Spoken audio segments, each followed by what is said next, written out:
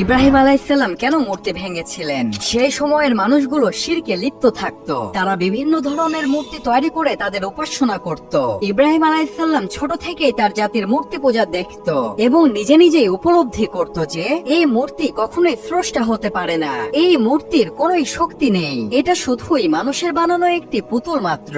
ইব্রাহিম আলাইহিসসালামের জাতি প্রত্যেক বছরে একটি বিশেষ দিনে উৎসব পালন করত। সেখানে সকল মানুষগুলো একত্রিত হতো।